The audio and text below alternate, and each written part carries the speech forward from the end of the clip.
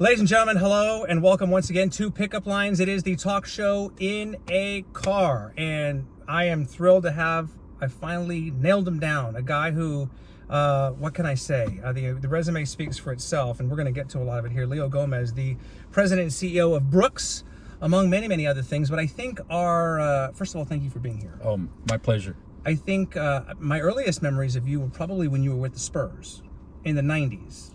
Yep, I started with them in the late 90s, 96, 97. So it's you're the reason they won those titles. Oh, absolutely. Okay, absolutely. there you go. All Yes. 5'6" of me. And I remember thinking at the time, what an amazing job. They win in 99, they start winning more titles, and you probably could have stayed there for decades. You'd have 5 rings. Well, you have 4, right? I have 4. You were there for 4 of the I have 4, titles. Yep. 4 You'd have titles. 5 rings. And I left the year or the month that they won the 5th ring. So you just missed the 5th Yeah, one. just missed the 5th one. But you decided to move on and do other things. Why ultimately did you leave the Spurs when you did? Well, you know, Ernie, it's not just about leaving the Spurs, because I actually left them twice. Yeah. Hit me upside the head, right? But it worked out okay for you. It's all worked out great. But, growing up, going to school and all, my passion was always to help redevelop communities like the one that I grew up in. And, people may not understand or see the reason, but that's part of the reason why I went to the Spurs. And I got to do that with the Spurs, and great relationships with the people in the neighborhoods around the arena, around the Coliseum, and the folks with the rodeo as well. Yeah. And just really got to work and understand the folks in that area and what their own aspirations were. When it was the SBC Center. That's how it started, SBC Center, yes. Which became the AT&T Center, which of course is now the Frost Bank Center. But you talked about growing up. And that's where I typically like to start these conversations, because you were not born in San Antonio. I was not. I'm originally from the Rio Grande Valley, born in Edinburgh, raised in McAllen. I've got, can I say? Sure. I got relatives in the Rio Grande Valley. Lots of cousins. If you imagine, my mom is one of 17 kids and my dad is one of 11 kids. What? So you can only imagine the number of cousins that I have. Have you met all of them? If I have, I don't know it. Are your parents still around? No, unfortunately, I lost mom almost 5 years ago. My angel, she's still with me here. Yes. But my dad is still with us. He's down in the Rio Grande Valley, 79 years old, and still, misbehaving like always. You've talked about your parents, because I know they split up when you were a kid, when you were a boy. You speak well of your dad now, but I know there were times when you were young, it was difficult, and he was not around a lot. No, it was difficult, and you were the dad. You were the father figure in the house. I was the oldest, and so whether I had that responsibility or not, I thought I had it, and mom let me think I had it. And mom always treated me like, and respected me as the elder in the family. And so very close relationship with mom. Dad, it's not that I had a bad relationship, I just didn't see him often. Yeah. Were you old enough to know why or what was happening there, or did you make an outcry to try to fix that? Oh yeah, very early on as a kid, I took things super seriously. I wanted to know why, and what went wrong, who did something wrong, did we the kids do something wrong, right? And it really played a role in later in life when I got divorced from my first wife, and it really set the tone and the path for the kind of father I wanted to be to my kiddos. Right. Even though my first wife and I were divorced. You talked about your mom, how she cleaned houses. And worked her tail off, I would imagine, just to keep it together. Cleaned houses, cleaned parking lots, did whatever she could to make sure that her 3 kiddos had what they needed, and and more. I'm sure she did things for us that none of us will ever know. Yeah. But the love of a mom is pretty incredible.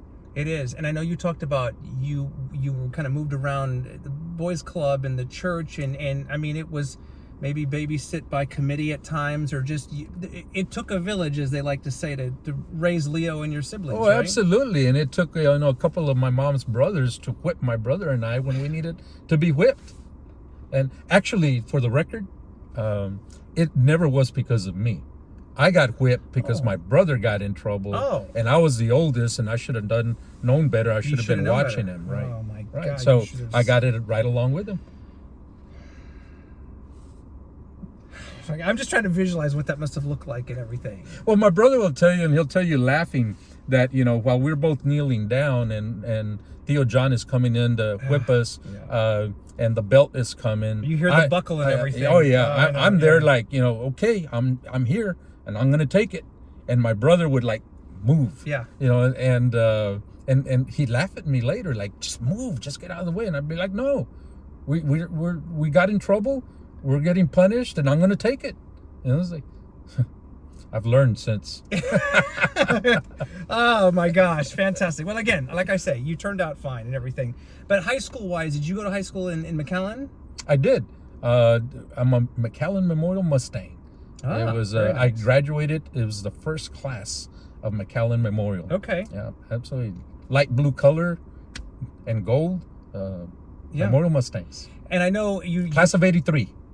very good, very good. All right, so you talked about you were a bookworm, I guess, in high school. Absolutely. But you said, I can relate to this, like a geek. I was a geek. Because I was a geek, and I wasn't a bookworm, but you said books were your friends. Yeah, to this day, I tell people I'm a geek about some things. But I was truly a introvert. As a kid, I took life too seriously. I read 360 something books in the third grade. Okay? Now, third grade? maybe some of those books only had 10 pages, but I Well, still. read 365 books and completed 360 something book reports. They were one pagers, put in the title, the subject, etc. Hey, My still- favorite character, but I turned that in. Yeah. I was reading a book literally every day, if not 2 books a day sometimes. Yeah. Yeah. Well, and are you still a well-read? You still read a lot? I do. I tell folks, and especially kiddos, one of the best ways to get to know the world, one of the best ways to get to know anything is to read. It's incredible. You can read about Hawaii, you can read about New Mexico, you can read about South Africa, you can read about, the Battle of Little Bighorn and understand both sides, and you can do all that by reading. Yeah, It's pretty incredible. indeed. I know we're all on our devices and everything, Yeah. and it's easy to get caught up in the digital age and everything, but nothing like a book. Nothing like a book, Hardcover, although in the last couple of years, iBook and I are getting along. And you know why?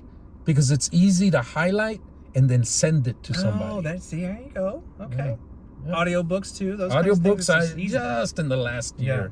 Yeah. Just in the last year. I spent a couple of hours pretty often driving to the ranch for deer hunting and stuff. And I've learned to take advantage of audiobooks. Yeah, there's so many out there. Yeah, I gotta love technology. All right, we're just getting started here. Much more with Leo Gomez, including, we'll get to Brooks and everything. He's obviously the head man, the face of Brooks. Brooks gives back and all those things. We'll get to that and more coming up here on Pickup Lines with Leo Gomez. Don't go away.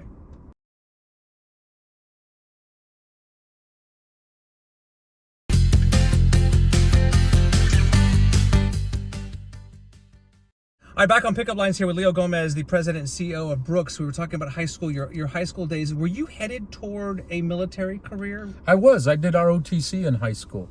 Became the battalion commander in high school, the whole unit. And so I was the highest ranked cadet in our ROTC unit, a Marine Corps ROTC unit led by Lieutenant Colonel Moore as our senior Marine instructor. And I was also the commander of our drill team and won a state championship.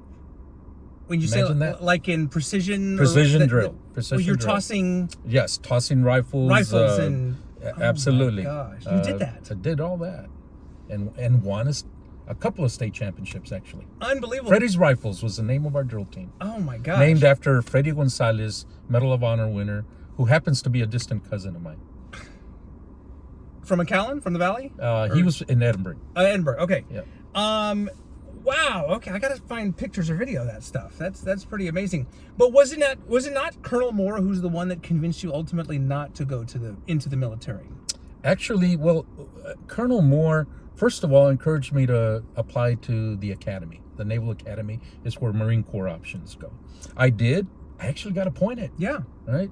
I didn't stay. And Colonel Moore was so understanding. We visited, I shared with him what my experiences were and what I didn't like about it and what I had decided now as an 18, 19-year-old, what I really wanted to pursue. And he, God bless him, encouraged me to pursue what was in my heart and what I had a passion for.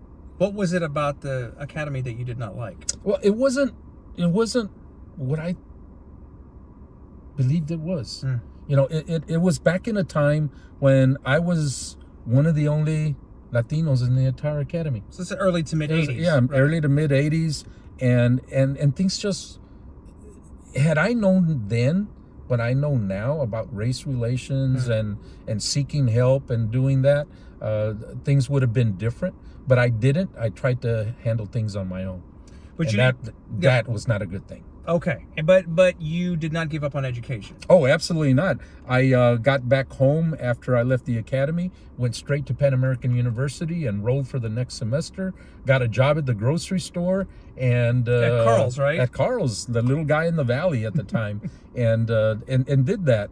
Worked full time at a grocery store while I earned my college degree at Pan American. You could chuckle at that, but you have talked openly about how your time at Carl's and kind of the life lessons you picked up just by whatever you're bagging groceries or stocking shelves, whatever, that has really served you later in life. I really learned the magic that comes from good customer service and understanding and preparing things from your customer's perspective and making sure that you provide what your customer wants, number one.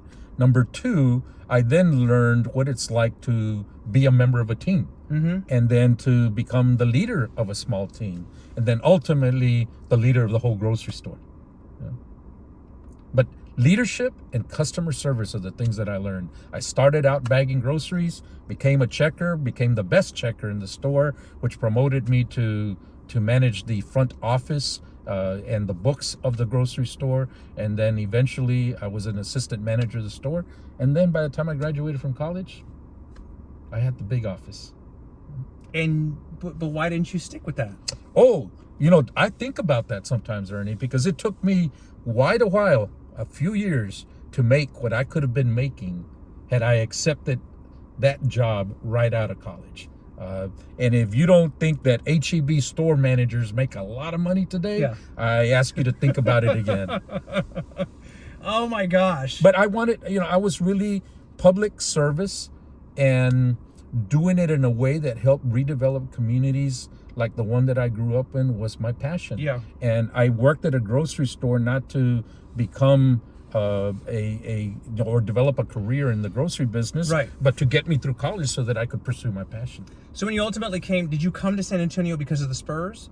No. I was in graduate school in Austin. You went to UT? Yeah. I had some wonderful job offers on both the East Coast and the West Coast from some incredible institutions. My internships really led to all of that. But then I met Dr. Ricardo Romo, former president of UTSA. He was on the faculty at UT in Austin. He was never one of my professors, but as I networked with the professors, because I'm like that, I'm a nerd, and I knew that if you get along with the teachers, you could can't hurt. You could go a long ways. Yes. So I got to know Dr. Romo, and he invited me to San Antonio one day to meet some people, and little did I know he was bringing me on an interview, and voila, I had a job working with Dr. Romo as his assistant director of what was then called the Tomas Rivera Center. It was a national think tank of Hispanic PhDs throughout the southwestern United States, and it was based here in San Antonio Trinity University. And so we're into the 90s now, right, when this is happening, everything. And then you eventually get to the Spurs, but people realize, because again, you were there, you have 4 championship rings, but it's not like you were in the front office working with the player development or draft night or anything like that. How would you explain what you did for the Spurs, the very important role you played while that was happening? Well, it makes sense if you think about the fact that I had worked for not only the Hispanic Chamber of Commerce, but the Greater San Antonio Chamber of Commerce. And in doing so, I really began a career in government relations and getting to know and building relationships with elected officials at all levels and with various public institutions or jurisdictions here in San Antonio. So when the Spurs hired me, they weren't hiring me because I was a really good three-point shooter or something like that. Or you could even evaluate talent. No, they hired me because I had a good working relationship with our public officials in the community. Right. And they knew they had a challenge at the time. They were playing in the Alamo Dome, and they were seeking a new home. and they knew that it was going to be a process that would inquire the public and a decision by the public, and they needed somebody that could, represent them in working with and negotiating with all the public officials. Interesting you say that, because here we are, we find ourselves in another climate, and I know you're probably not, you obviously don't have any formal affiliation with the Spurs right now, but do you have thoughts on what is playing out right now with Project Marvel and the move to downtown, why it makes sense, or what ultimately is going to happen? I do, and thank you for asking, and I don't mind saying what I want to say here. First of all, officially, I'm a Spurs fan, just like everybody else in San Antonio. Among the reasons I went to work for the Spurs way back when was understanding what the Spurs meant to what Commissioner Paul Elizondo would have referred to as La Viejita on Calle Guadalupe, meaning that the Spurs really mean something to everybody and anybody in San Antonio, regardless of your position in life. Yeah. And the Spurs do something for all of us. They bring us together. They give us all something to love. They give us all something to love. And that's what I love about the Spurs. Project Marvel, I'll tell you, the first time I saw it same time everybody else saw it, in the media. And my immediate thought was, it's about time we think big. And it's funny because that correlates to one of our most important core values at Brooks, and that's to think big and fantastic. Yeah. And so Project Marvel falls right into thinking big and fantastic. I love it. Listen, and this is a perfect transition to what we're going to talk about when we come back here. We'll get to Brooks and all the amazing stuff that's happened over there under his leadership. So stick around. More with Leo Gomez when we come back right here on Pickup Lines.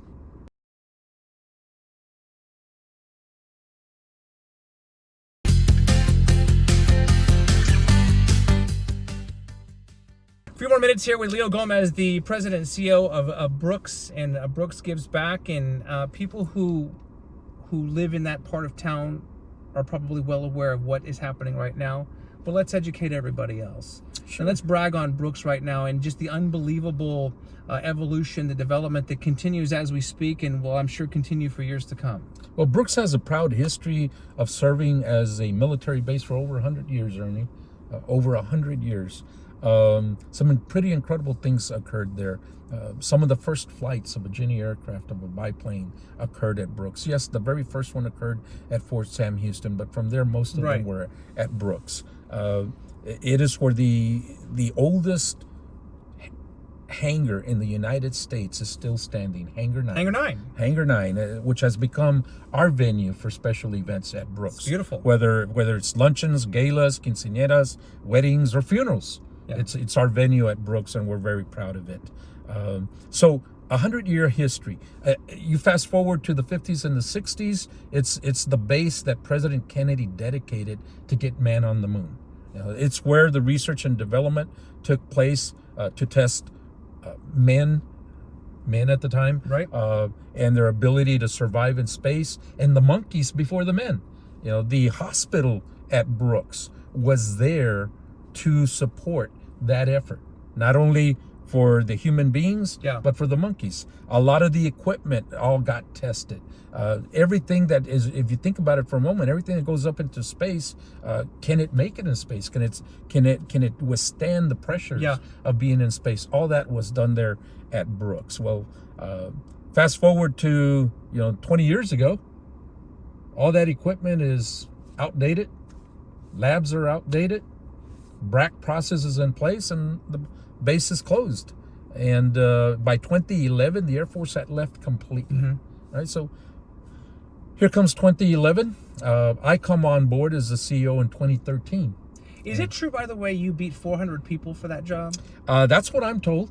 400 candidates. I'm told for that job. There were 4 original applicants, 400 original applicants for the job. How many made a cut to actually be considered and all that?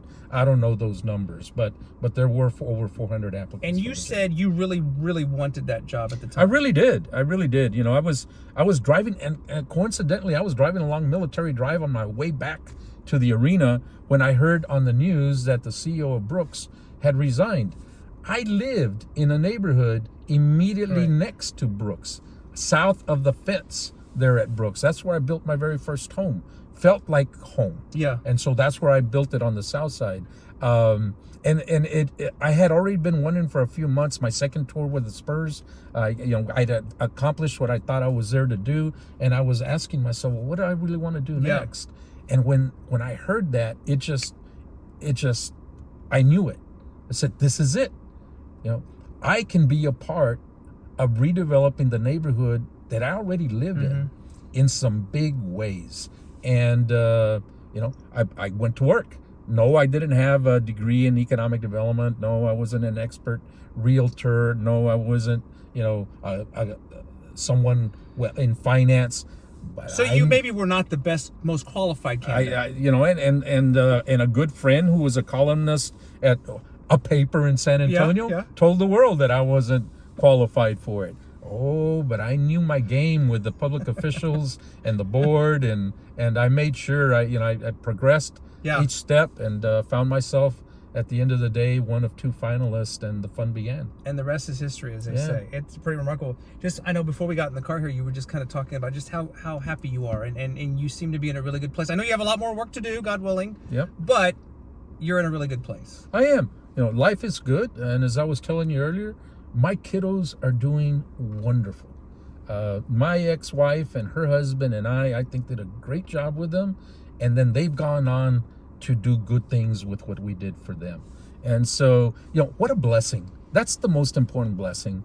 Everything else falls into place. Having said that, I have an incredible team at Brooks that is performing. If you think about it, since 2011, 2012, 13, there's been $2 billion worth of development on what used to be a military base. Right. We now have 3 high schools. We have 3 hotels. We have a medical school. We have a hospital.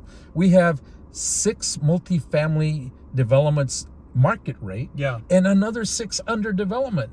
We have, about 2,000 people living on 1,300 acres today there at Brooks. Yeah. When we get done with all the residential development that is under construction right now, there is the opportunity to have 9,000 people living on 1,300 acres, 10 minutes south of downtown San Antonio. Pretty remarkable. With opportunities for jobs and all that.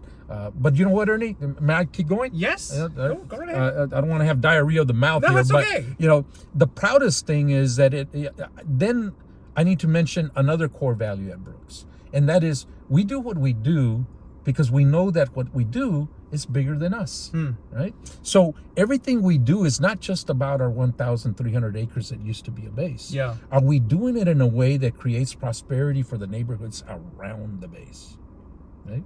And I would suggest to you that in the last 10 years, it's not a suggestion, the economists are telling us, household incomes have gone up by over 36% in the neighborhoods around Brooks. High school graduation rates have gone up by 10%. Wow. Need I say more? $2 billion, yes, the finance people and the bankers and the realtors can point to all those developments. What it's doing for families around Brooks, for their opportunity that they didn't have for decades and decades, is what makes us proud at Brooks. Well, that's a generational impact. Absolutely. And that's multi-generational. Multi-generational impact. That's fantastic. And Connie Gonzalez sat in this seat not too long ago, and she's as big a cheerleader and advocate for Brooks as you are. So you know that. I'm not telling you anything you don't know. She is, and she's among those that's going to carry it on beyond me. Yeah. No, she's pretty cool. What's the biggest thing you think? I know you're in a great place right now and everything, but the biggest thing you've overcome in your life, would you say? Personal, professional, otherwise? Or was there a moment where you just kind of were brought to your knees, and maybe when you were a kiddo, or? Well, on the personal side of things, that divorce, where I knew I was no longer going to wake up with my kiddos in my own house. That was a battle to get through. Yeah. And Mom was there for me and helped me through that and guided me through that. And then the second one was losing Mom. It's only, it's been 5 years, and I'm just getting to the point where I don't get very emotional about it, although I'm about to. But, those were the tough things. And they were the tough things because my kiddos and what I wanted for their future, my mom and what she wanted for her kiddos, all goes back to my growing up and looking around and asking myself, why are things here not the way they are in another part of town? Yeah. And dedicating my career and my passion and my purpose to having that kind of impact in the community. Yeah. And that's what I get to do. And I'm very blessed and I'm very grateful. It's a beautiful thing. I will tell you, I lost my mother 13 years ago, and I still have my moments too. So it's perfectly okay. Yeah. But they're watching from a better place. They are. I think, so. They are. As long as we keep them in here. Amen right? to that, man. I am so proud of you. I've rooted for you from a distance over the years. Again, going back to the Spurs days and everything. And I'm so grateful that you were able to give me some time here in the car today just to kind of reminisce and brag on yourself and what you're doing at Brooks. So thank you. Gracias, Ernie. We're very proud of you. Thank you for being there. That means a lot. Thank you for being there every morning to see someone that's from San Antonio that we all relate to, someone who understands us. And thank you for being there. That means a lot coming from you. LiveBrooks.com, by the way, is the website. If you want to find out more about what Leo has just talked about and everything that continues to happen, LiveBrooks.com. Thank you, sir. Thank you. There he is, Leo Gomez, the president and CEO of Brooks. LiveBrooks.com. One more time is the website. There it is, another episode of Pickup Lines. We'll be back again very, very soon. Until then, thanks so much for watching. I'm Ernie Zuniga. Bye for now. Bye. Gracias.